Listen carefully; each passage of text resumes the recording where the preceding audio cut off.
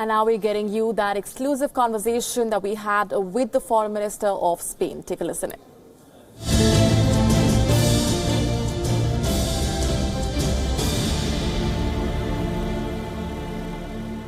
Hello and welcome to this special broadcast on Wion World is One. I am Ramesh Ramachandran and I have with me a very special guest, Minister of Foreign Affairs, European Union and Cooperation of Spain, Josep Borrell. Mr. Minister, welcome to Wion World is One and thank you for your time. Oh, thank you for your invitation. Mr. Minister, now we are meeting barely hours after President Donald Trump of the US gave a televised speech in which he reiterated his demand for a border wall with Mexico.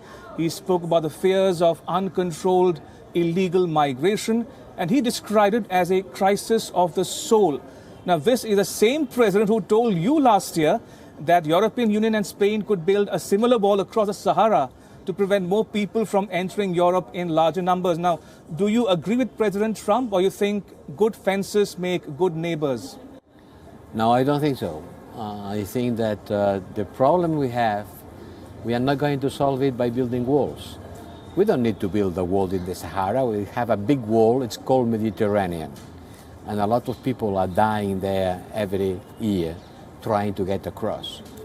I think the problem of a relationship between Europe and Africa, or States and South America, will never be solved by putting a wall. It's a matter of cooperation, help development, and help people to stay at home. And Mr. Minister, lawmakers in the UK, for instance, are also debating about another issue, and that's Brexit. Now, next week, they might vote on this issue in the British Parliament. Now, there are calls for a second referendum now. Do you support a second referendum, or you think we are way past the point of no return and that this is it, take it or leave it? Well, the British said Brexit is Brexit. No? They repeated it many, many times. Brexit is Brexit. What does it mean, Brexit? It's up to them to decide, but we are waiting, and we would like to know exactly which is the final decision. There is a deal on the table. They can accept it or refuse it. If they refuse it, then we have to decide what to do. An abrupt, a hard Brexit will be very damaging for both of us, for them and for us. To postpone the decision and to take longer time in order to discuss for, let's say, several months, maybe, but we have European elections in May. What are we going to do? But Minister is talking about this demand for a second referendum. Now, you have been quoted as saying, and I quote you here, "I don't like second referendums. It's something that does not look very democratic." What is undemocratic about a second referendum? Well, if people express their will, and you tell them you make the bad choice, you have to repeat your vote until when? Until you make the good choice. And which is the good choice? Who decides about the good choices? You know, in Europe we have repeated referendums several times. In Ireland, in Denmark, they voted something, the elite didn't like it, and we tell them vote again. I think that the idea that people have to vote and revote until someone says this is a good answer is not a good thing. But talking about referendums, Mr. Minister, you support referendums, right? Be it in Brexit or Catalonia or anywhere in the world, for instance. What's it against? What's your point against a referendum? I don't think referendum is a good way of making decision. It's too binary. It's too black and white, 1 or 0. The world is much more complex. And I think that the British people, for example, it's impossible for them to be aware of the consequences of deciding to leave. It's too complex. And there were a lot of lies told to them. If you leave, you will have a lot of money. If you leave, we will manage better. If we leave, we will be again the big empire in the world. Here in India, you know something about it. Well, you cannot make people decide with a fake news, with incapacity of providing a good understanding of which is at the stake. I think the parliaments, the public discussion is a better way of taking this kind of difficult and complex. So what you're saying is referendums, be it in Catalonia or Brexit, do not necessarily solve problems? No, I don't think it's the best way of solving problems. In Catalonia, additionally, it's against the Spanish constitution. And it is in France, as it is in Germany, as it is in Italy, as it is in the United States. So I don't think it's the best way of making this kind of decision that split the country, divide the society, and confront in an almost equal proportion people. Mr. Minister, let's talk a bit about separatism now. Countries around the world, including Spain, India, and many other countries, are faced with separatism, separatist tendencies, separatist elements. Now, do you think we have reached a point in time where we need to decide and agree that there should be a moratorium on redrawing of borders, be it in Catalonia or Brexit or Middle East, anywhere else in the world? Well, in Europe we have this moratorium. We decided after the end of the World War that the borders are the way they are, and they can only be modified by a common understanding and agreement. The Brexit is not a modification of the borders. The Brexit has nothing to do with the borders. Separatism, the north of Italy, half of Belgium, Scotland, Catalonia, this is a different thing. And there is a big consensus in Europe to not go to a redefinition of the borders. And you think this should apply to all conflict areas around the world?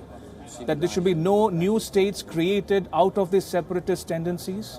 Separatism is one thing, decolonization is another thing.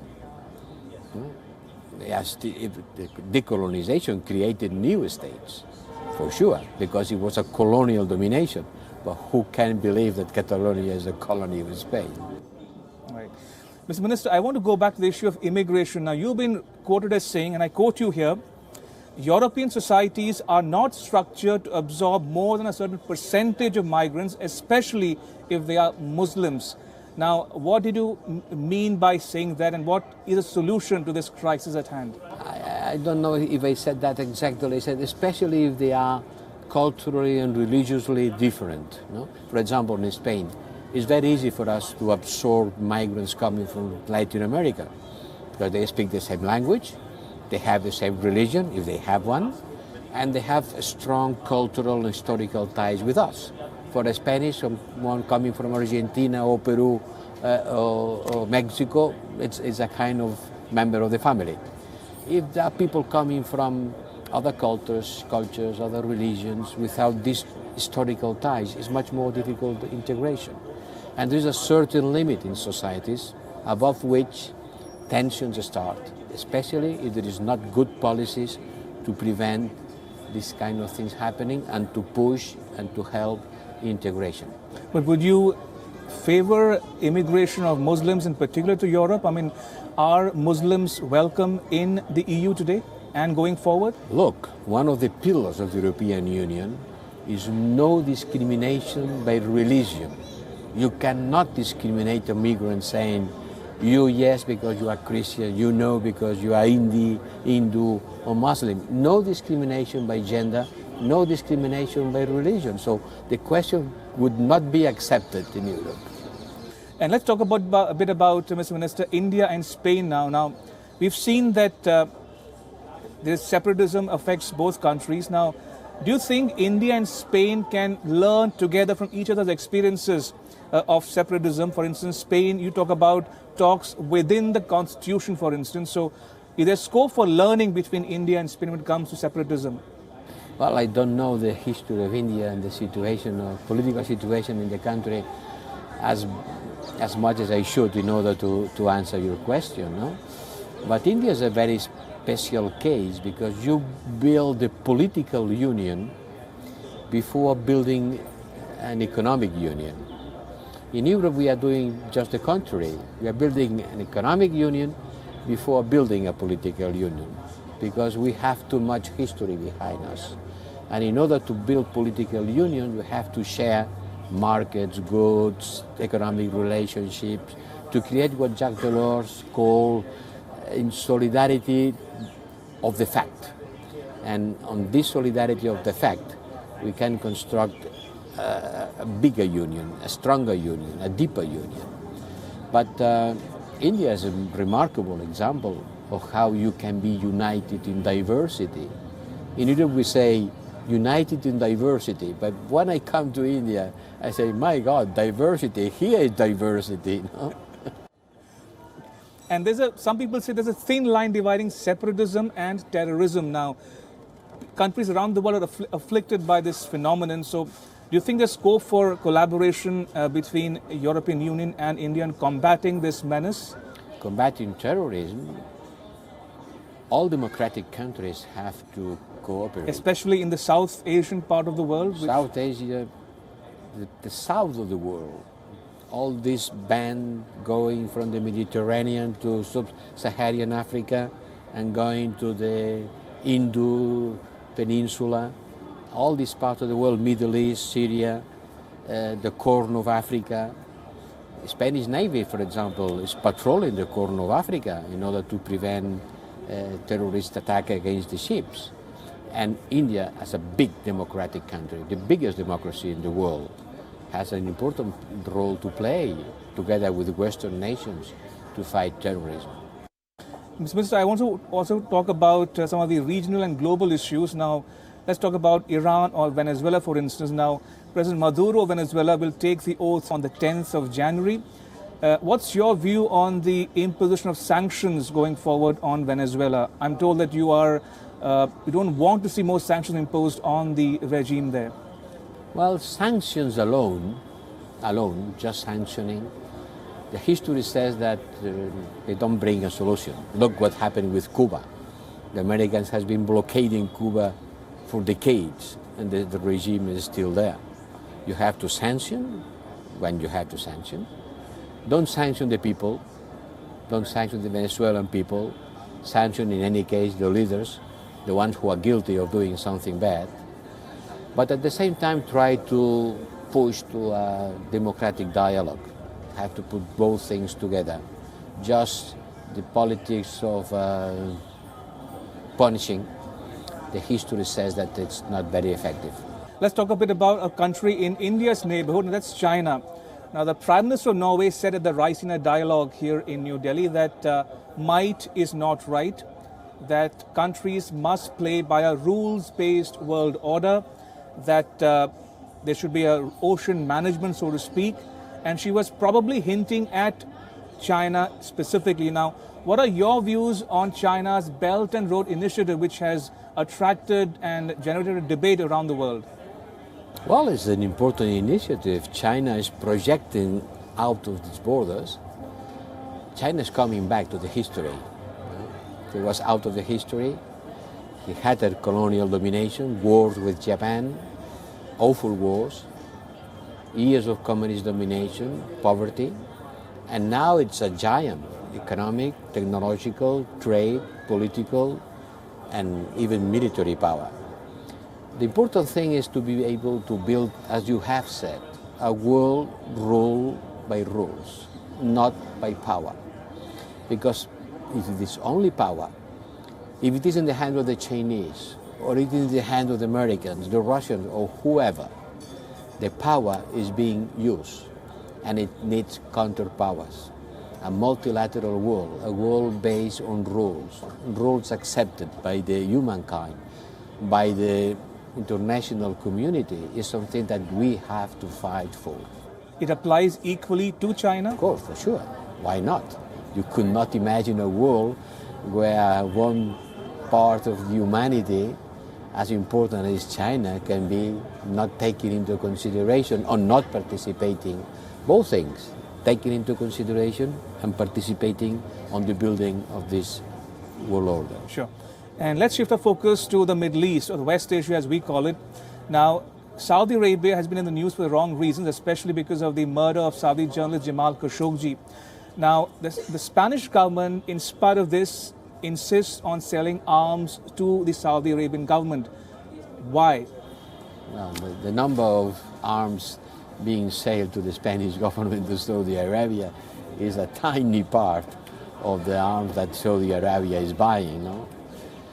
With this government, since this government is in place, we haven't signed any new contract, but we will honor the contract signed by the previous government. And another country in the region is Israel. Now, some people say that the trend of countries moving their embassy from Tel Aviv to Jerusalem is not necessarily a part of the solution. Your thoughts on this new development? For sure it's not a part of the solution. It's creating more tension. Why do you say that? Because one of the parts feels attacked. If you were a Palestinian, you wanted Jerusalem to be the capital of your imaginary country that someday will come, and people said that no, this is the capital of another country, you will not be very happy. And I think that we have to calm down a situation that could become explosive. I think it was a wrong decision by the United States, and it's a wrong decision by anyone who is following it. And Mr. Minister, in conclusion now, I know that you have studied and taught many subjects in universities and educational institutions in Europe. But what is your first love, mathematics or economics? It's mathematics. Mathematics? Yes. What would you love most, academia or politics? There is a lot of politics in academia, no? But I've been engaged in politics much longer than in academia. But if you could share both approaches, if you could have at the same time the rationality of the academia, scientific approach, with the social engagement of the politician, the world would be much better. You know, there's a book, right, by von Neumann called The Science and the Politics. And I read it every time I can. Great. FC Barcelona or Real Madrid? I don't follow football very much. Pizza or paella? Pizza. Donald Trump, one-term president or two-term president? One-time president or two-time president? You think he will get only one term, or will he also get a second term? I'm afraid he could have two. Now, the border wall, steel or concrete? No wall. And finally, which do you think is a greater challenge, Russia or China? I wouldn't say they are challenges. They are actors that have to be taken into consideration, because both of them wants to have its place in the history. They are big enough, powerful enough, in order not to neglect them. On that note, Mr. Minister, thank you so much for making time to be here on Beyond World is One. Appreciate it. It has been a very intelligent interview. Thank you, Mr. Minister. Thank you for your time. Appreciate it. It doesn't happen often. No? Really?